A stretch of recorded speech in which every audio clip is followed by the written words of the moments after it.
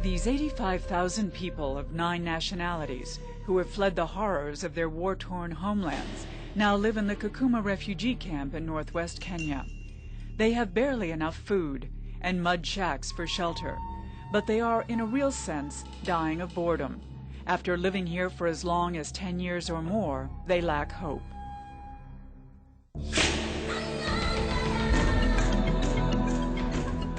But when the FilmAid truck rolls into camp, the magic of the movies breaks through that isolation and sparks the imagination.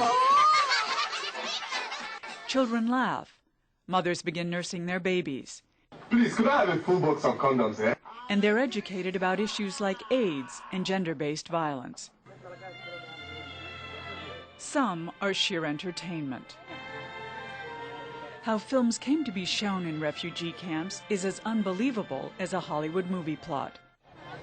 Thank you for coming to the screening. It started when Caroline Barron, a movie producer, was listening to public radio 3.5 years ago. She was moved by a strong desire to help the Kosovo refugees in Macedonia. The journalist was saying the biggest problem in the camps was not food, it was not shelter, it was not medicine. The problem was psychological trauma and idleness. And I thought, what can I possibly do? I'm not a doctor, I'm not an aid worker. What can I do? What can I do? And I couldn't think of anything, and it was really distressing me. So I had an idea to bring films to the children and have outdoor screenings for them. And that's how it started initially. I thought it was possibly a crazy idea, so I called first my family. This is a crazy idea. Then she contacted a few of her friends in the movie business. 2 people that were very instrumental in the beginning were Jane Rosenthal and Bob De Niro, who I had just worked with on a film. And they were very enthusiastic and encouraging and sort of signed on from day one to help support us. 6 weeks later, Barron, who produced the independent hit Monsoon Wedding, was showing films in refugee camps. The Kakuma project started 1.5 years ago. Children followed the 7-ton film truck like the Pied Piper. 20 of FilmAid's 30 staffers are themselves refugees. They unfold the 12 by 16-foot screen, run the projector, and by sunset, this makeshift outdoor theater is filled with thousands, sometimes as many as 10,000, refugees in awe of what's unfolding before their eyes. These people, they've gone through very terrific scenes in their life. They've seen things that we can never imagine. Remember your brother or your husband being shot dead? I gave an example of a woman, my staff mate, who had strapped her child on her back, and then her child was shot on her back.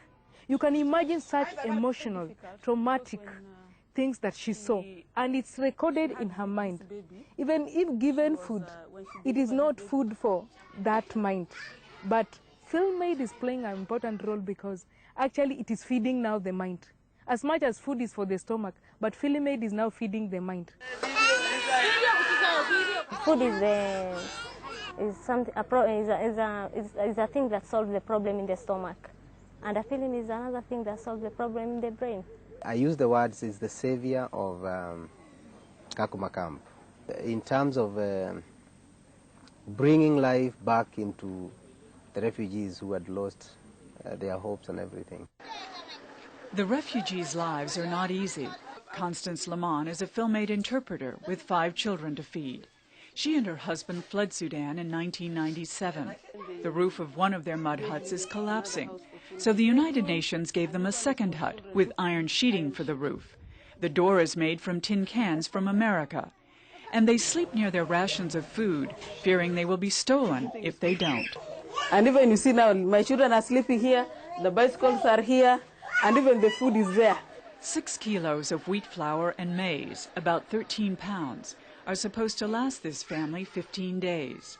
But because Constance earns 3,000 shillings a month, or $39, working for FilmAid, which is called an incentive in the camp, not a salary, she's able to buy extra. The issue of food versus film is real, but the refugees say they need both. Even though you are hungry, you have that feeling. You will go. And when you are watching the film, the hunger will disappear.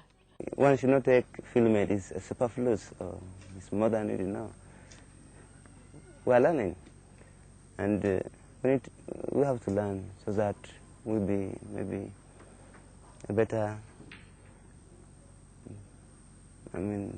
better people in the future, especially for the youngsters.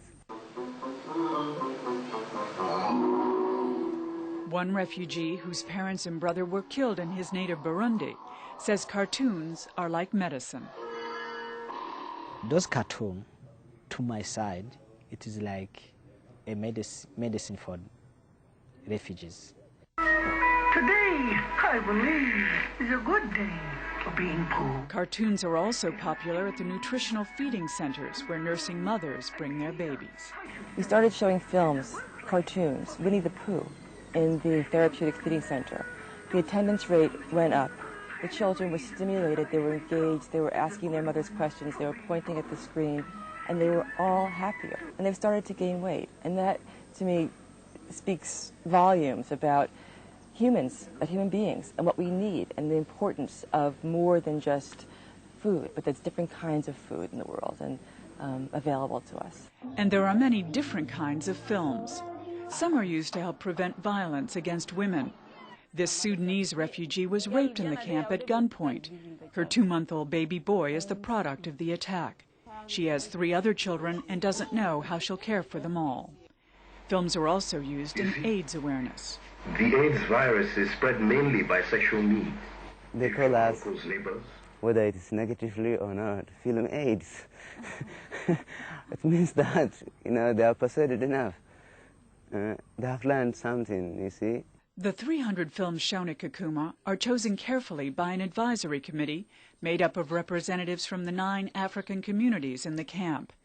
Caroline Barron met with them on a recent trip to make sure the films are addressing their needs. Some people might think, Caroline, you're bringing The Wizard of Oz to Africa, but it's not just entertainment films, is it? This is not about cultural imperialism. This is not about bringing Hollywood to refugee camps. What it is about is making a difference in refugees' lives. There are over 37 million refugees and misplaced persons around the world. Caroline Barron must raise $250,000 just to keep FilmAid in Kakuma going for another year. It's a wonderful initiative, as I keep on saying. In January, she received a vote of confidence from an influential source, the director at Kakuma for the United Nations High Commissioner for Refugees.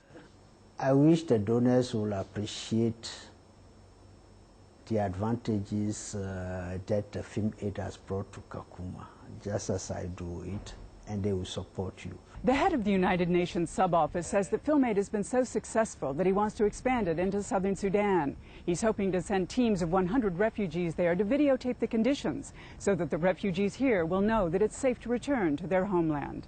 If you can have 2 teams, one going towards this place and one going towards this area.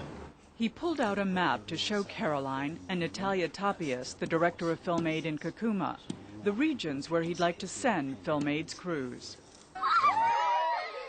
Is it all that you hoped a year and a half after the fact? It is more than what I had hoped.